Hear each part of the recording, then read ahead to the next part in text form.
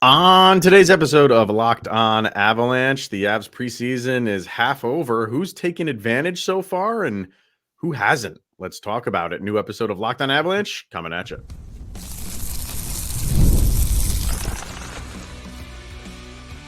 You're Locked On Avalanche, your daily podcast on the Colorado Avalanche, part of the Locked On Podcast Network. Your team every day.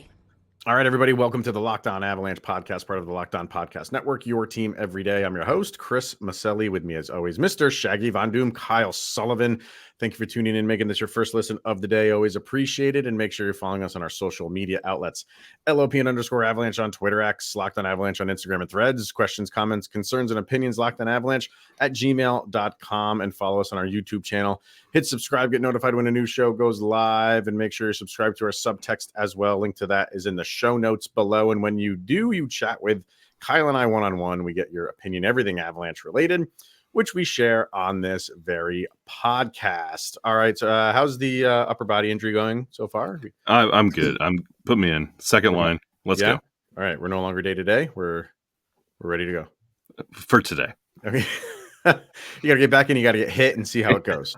All right. So on today's episode over at the Hockey News, they're kind of doing a fun ranking over there about ranking each team's Mount Rushmore. It's a topic that we've talked about a few times in this show, so we'll bring that up and see where the Avalanche land. Well, if you're watching on YouTube, so I got over in the rundown. This Jeremy Swayman stuff. Wow. I mean, if this is not a Jerry Springer episode waiting to come to life, I don't know what it is. So we'll talk about that. But we're going to start with, we're going to talk about that because we're happy that that's not how the Mikko stuff is going. So obviously we're going to relate that to the Avalanche. So we'll do that. But where we're going to start, obviously, is with the Avalanche and hockey games and their preseason so far. They played 3, they lost 3. Do not care at all about the record, especially when you're playing who they are playing. You didn't get some of your everyday starters until the third game on Sunday against Utah. But they're using the preseason for what it's for, to get a look at guys. Record does not matter. So as far as where we are to this point in the preseason, you have guys that are taking the opportunity and utilizing the preseason for what it is for, to give themselves the best possible opportunity to make this team. And we're going to talk about a few of them. And then the flip side of that is guys who just are not rising to the occasion. And you've already seen it with some, not cuts, but waivers technically. But as far as the guys who are doing well, I feel like we're kind of on the same page with who they are, but throw some out there who you're liking so far. And you know what? You're talking about dropping 3 games already in preseason, and it doesn't matter.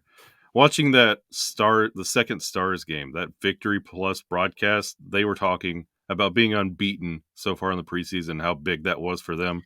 But the Avs were taking them to task with a bunch of prospects. Right. So the preseason is like, if you're in the situation the Avs are in and you haven't won, the record doesn't matter. If you're in the situation the Stars are, the record still doesn't matter, but you can at least like brag about it in some capacity of like, oh, we haven't lost yet.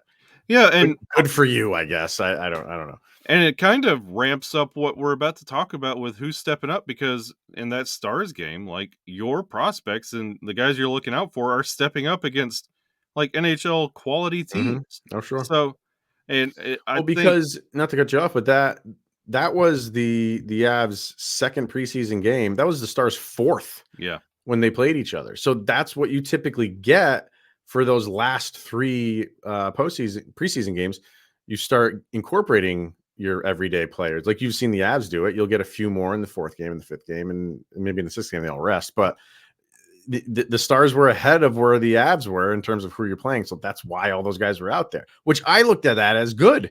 Yeah, good. Like you have most of their starters out there, and what the Avs have out there are guys who are trying to battle against those guys. You can show me what you got against them. That holds a lot more weight than preseason game number 1, where it's all AHL guys. And you can see that confidence build and start paying off with what you saw in that Utah game. Right. Just like the flashy deeks and moves and breakouts, and you could see them getting comfortable with all this pushing and trying to make a spot. It's gone from just like doing everything right to doing everything right with confidence and standing out.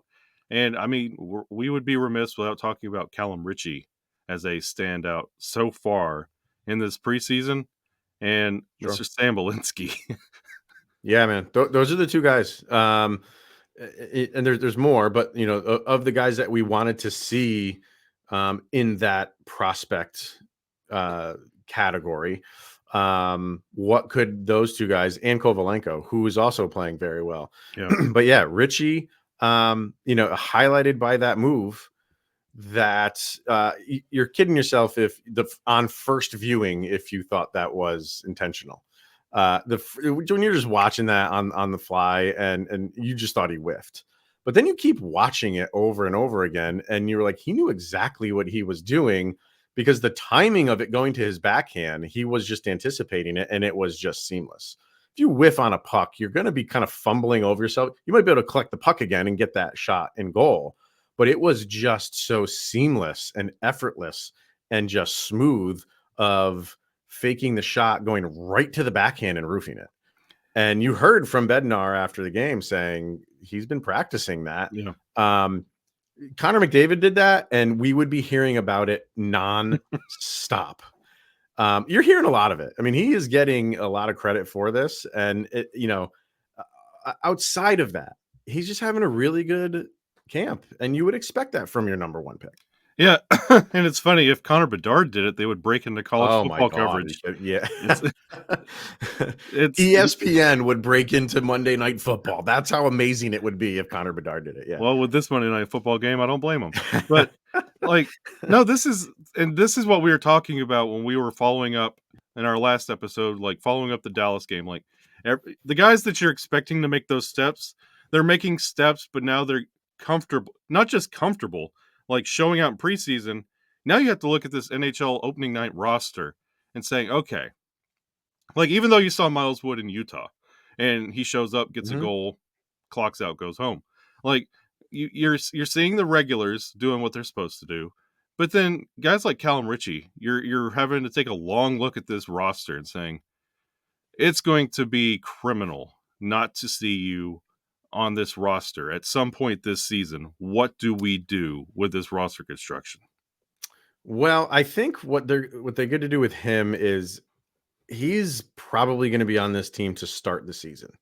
And you're because you don't have Gabe Landeskog there, you don't have Valenchushkin there, right? So you're going to start him for his 9 games and see what you have. You're going to see what you have in him, how he does playing consecutive games against top talent. And then after 9 games, that's when your decision comes into play. You either got to send him back. And then you also have the Landeskog thing. Like, where is he after 9 games? That's most of your month of October. Where does it look like he is coming back? So you have like some time to figure this out. But I would have to assume like he's going to start because of those injuries and suspensions, and the injuries to Lehkonen too. You know what I mean? Like, there's room for him right now. So I think those first 9 games are going to be really telling on how he can perform and hold his own. And then you got a decision to make when you start getting these guys back one at a time. Where does he fit? Do you want to keep him up for this year or send him back down to the OHL for another season, which wouldn't really benefit him? But if you just don't have a spot for him, you don't have a spot for him, which would be kind of criminal. Well, I kind of expected that to be your answer on what you would do, but could I raise you a 2023 Alex Newhook career path and give him at least 2 weeks with the Eagles, and every piece that you put on this roster, like, you have an opening night roster. Like, it's not like you have a glaring hole. Even with the injuries, you still have a bunch of guys you still need to evaluate that you signed on these one per ones. Evaluate those guys for at least 2 weeks. Landy's not coming back till November. Nuke November. Well, you might get Landy late October. Right. You don't know with him, right? But you can evaluate the NHL squad and give Calum 2 weeks with the Eagles, and then he can't go to the Eagles though. He can't play at the Eagles. No, if you're playing in the OHL, you have to. You're either playing there or at the NHL level. But So that's where it gets tricky. Like that's some, freakish archaic rule that they have where he can't play with the Eagles. He's got and he cannot go back and forth. So once he goes, if you send him back to he plays for Oshawa, if he goes back there, he is there for the year. He can't come back. So that's where it gets a little fluky with him. Then at this point, are you not evaluating every piece that you put together on this roster because of the moves that Calum's making in the preseason and saying, hey, we still got to get cap compliant? And we're about to start talking about Jeremy Swayman in a minute and what this could, like the contrast between two organizations and what this could possibly mean for Colorado. But do you not start looking at some of these pieces to start sending out to get cap compliant? Like you mentioned on waivers, like Jacob McDonald, cup of coffee, welcome your way back into Colorado, and then you're right back out the door. You're on the waiver wire. Yeah, which he cleared, so he'll be back in with the Eagles. But what you expected? Like, you're not expecting Jacob McDonald to make this team day one. Will he be brought up on occasion if there's injuries? Sure, but that's what his role is. Yep. Guys like Sam Malinski have to make this team. I think Sam Malinski has had the best camp out of anybody. Yeah, out of anybody, and he is making it really darn hard for Bednar and the coaching staff. But another reason why I think he has to make this, number one, he's proven it. And number two, I think you have to put him on waivers. I don't think you can send him right down. I think because of his age, he's got to go on waivers. He will get claimed. Yeah. The way that he is playing, somebody will claim him. So he's forcing the Avs' hand to really play him and he's deserving of it. Yeah. He's been fantastic in this preseason. And you have guys like one that I was really looking forward to. Let's go to the flip side of all of this. With like Oliver Kylington.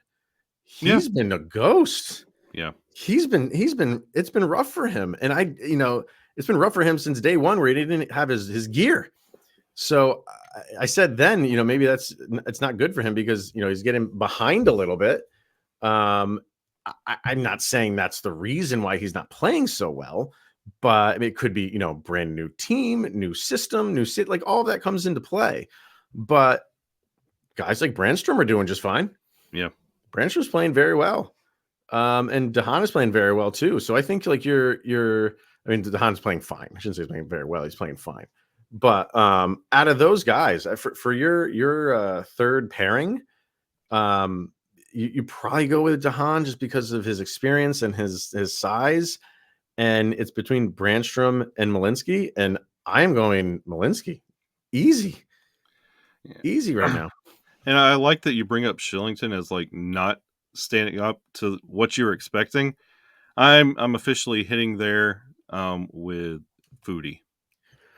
So the thing with Foodie is like here's what I was going to say with him. You saw who got sent down in Oskar Olausson.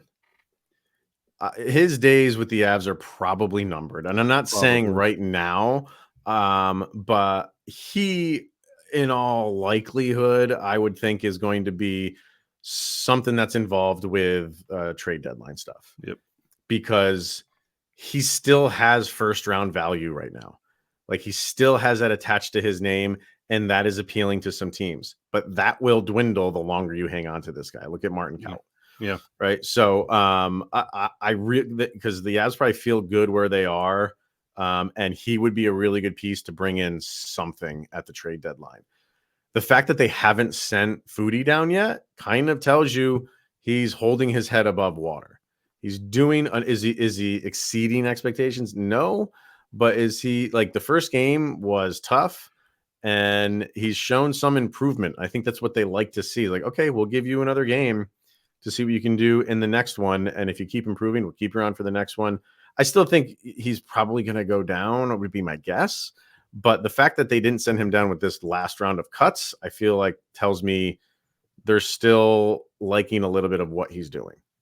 Yeah, and you're expecting so much out of him, and for him to have so much time in the Avs system, and you expect, like, he's got potential. Sure. And then you're like, oh God, now he's turning into Tyson Jost. Well, we're not there yet. We're not there yet. But I mean, and that's, I mean, Jost is a first rounder Foodie's a third rounder, so let's not throw all the weight on his shoulders. But yeah, I expected a lot more. And Calum Ritchie, for everything he's doing, is just shining that light on Foodie just a little bit more. And it's like, well, okay, well, this is not working. And he might be one of those that also might be part of a package. Oh, sure. No, it definitely could be. But I just think the Avs really like him.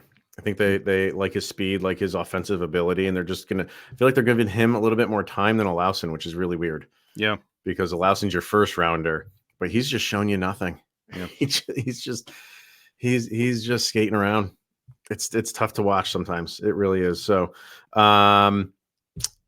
yeah. So that's pretty much where we're at right now. See where this goes for Game 4, which is against Vegas, I believe. Is it for right? So, so we'll see. We'll see what happens. I want to see guys like Malinski keep doing what they're doing. Love watching him play right now. He had some beautiful moves in the past couple games as well. So, all right, that's where we're at with preseason. Let's talk contracts, namely the Jeremy Swayman thing, because that was interesting on what happened on Tuesday. On Monday.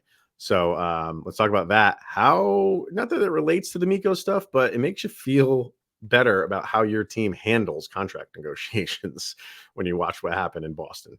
So let's talk about that after this. All right, we're going to hear from FanDuel and NFL fans. You can start the season with a big return over at FanDuel, which is America's #1 sports book.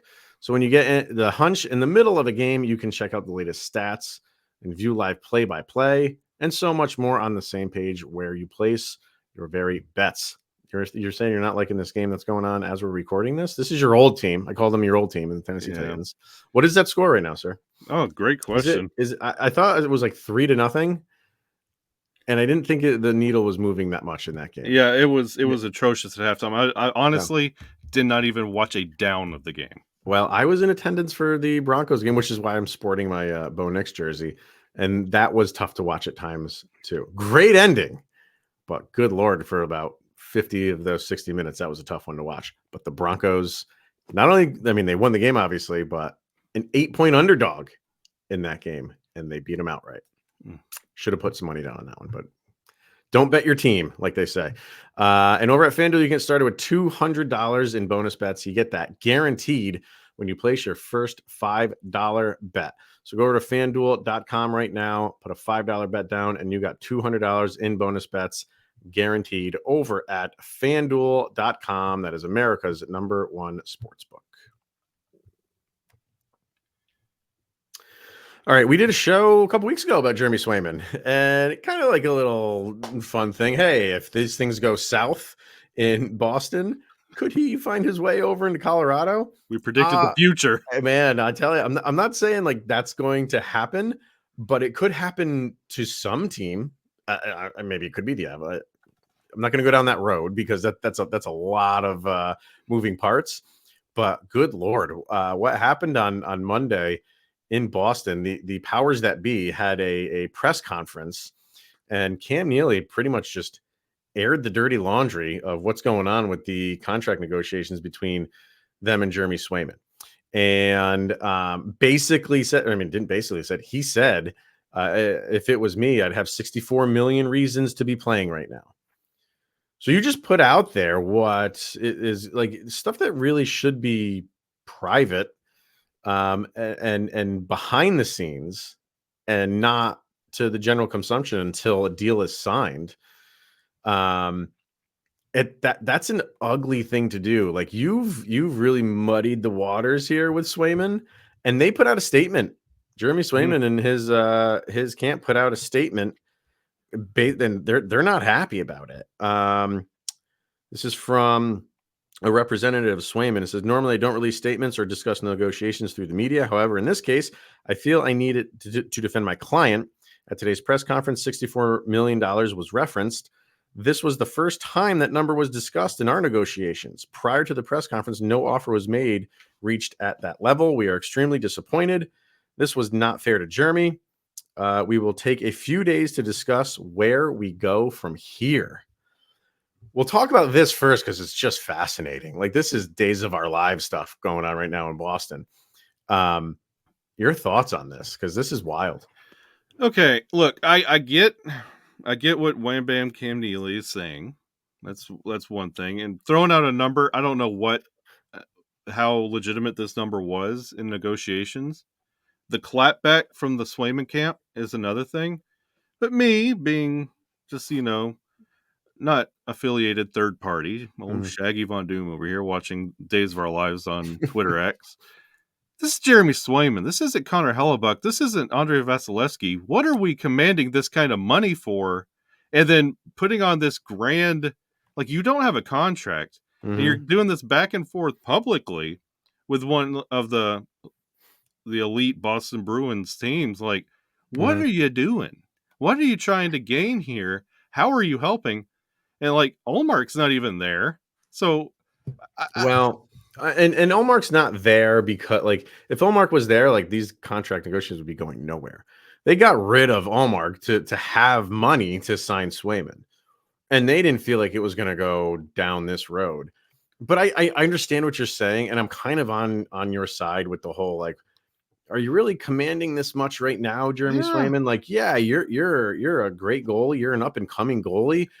To be demanding this much right now is a little, but hey, if he wants to do it, he wants to do it. And when you say like, what are you doing? I don't take that into account for what Cam Neely just did. I don't care if it's 8 million, 9 million, 10 million, or a guy who wants $1 or $2 million.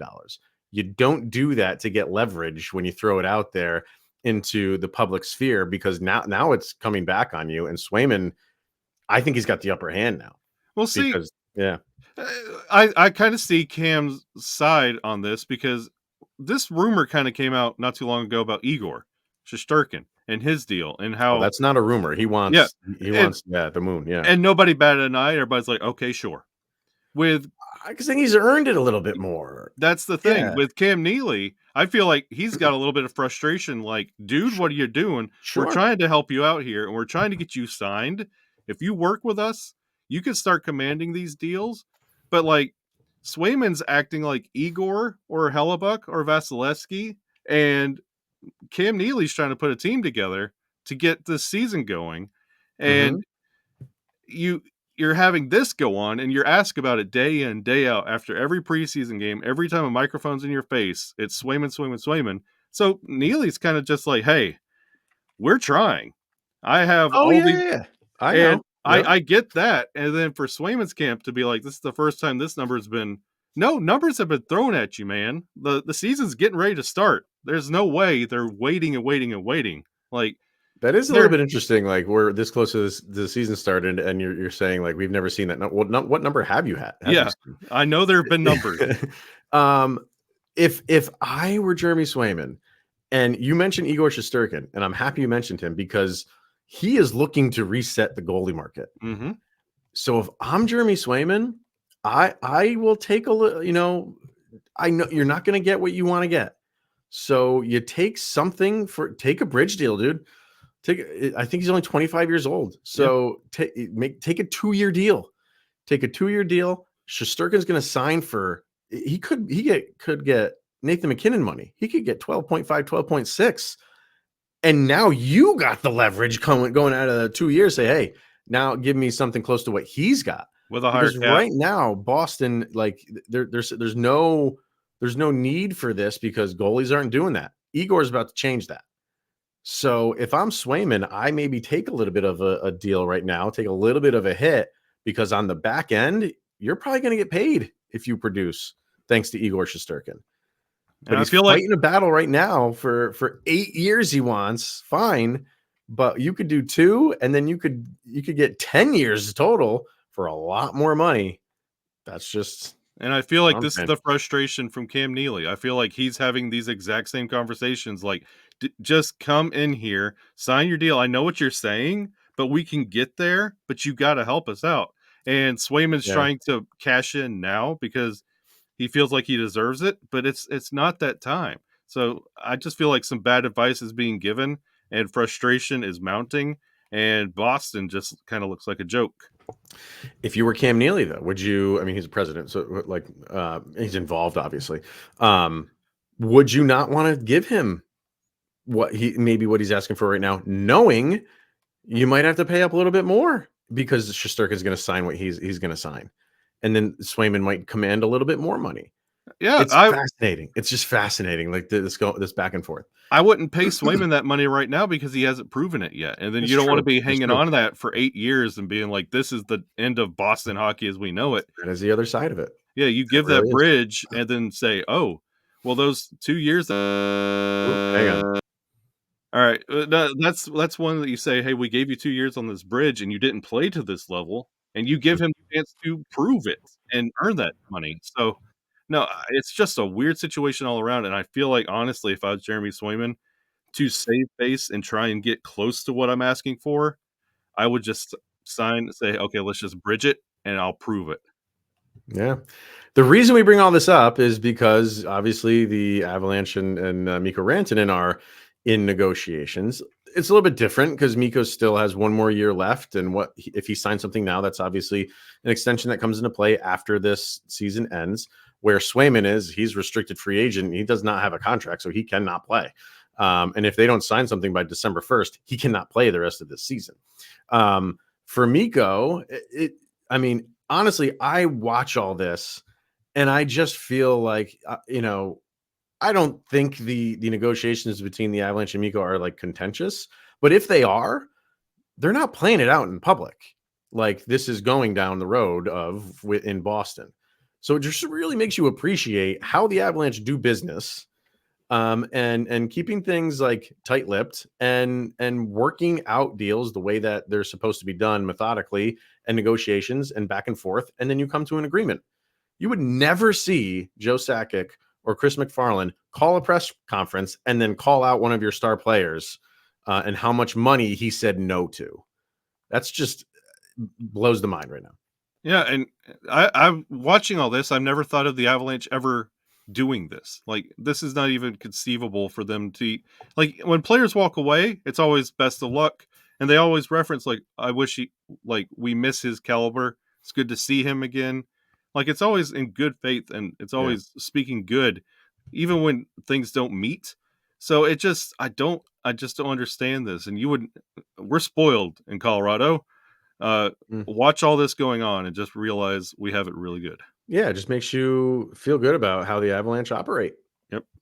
And if they can't get something done, then like you said, they move on. No, well, I don't want to say no hard feelings, but they will say the right things.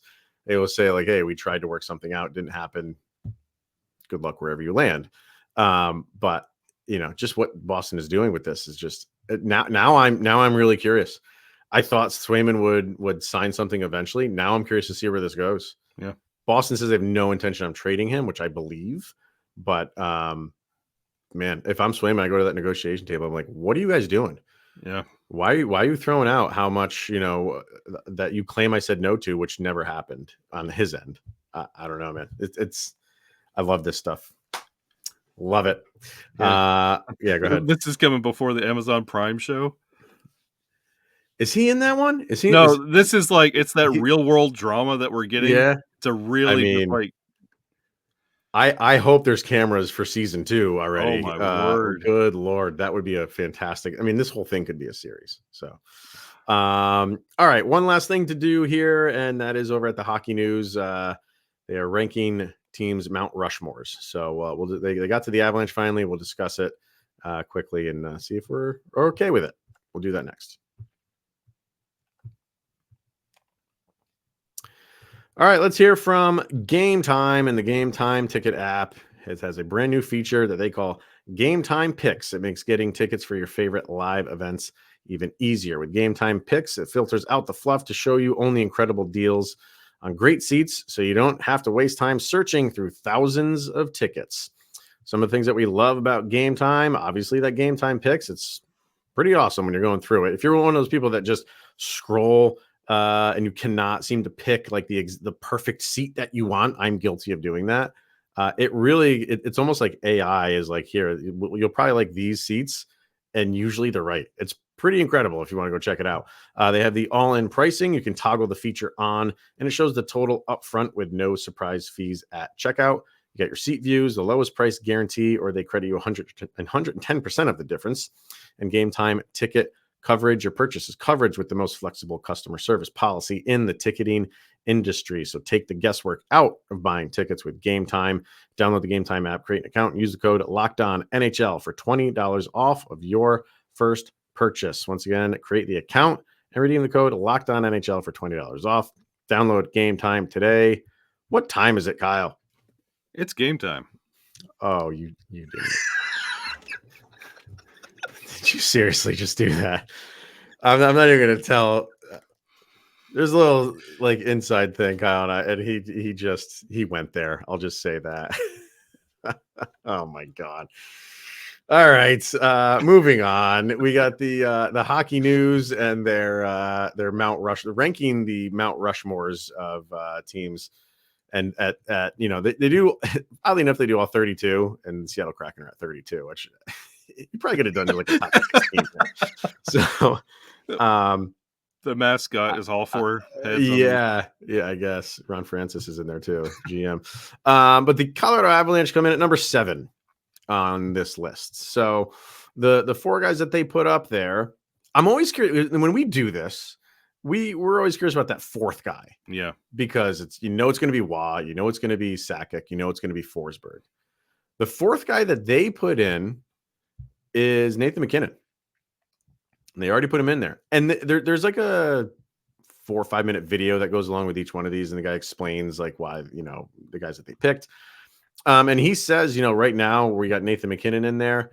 And he was like, you could basically fast forward 10 years. And we all know Cale Makar keeps doing what he's doing, will probably replace, he said, Forsberg. So when all's said and done, you're going to have Makar, MacKinnon, Waugh, and Sakic. Which Peter Forsberg is my favorite Avalanche player of all time, but I would have to agree with that. Mm-hmm. It pains me to do that, but I would have to agree with that because where Nathan MacKinnon is going is Joe Sakic level in terms of stats. He's like halfway through his career, and he's basically halfway to most of Joe Sakic's numbers, give or take.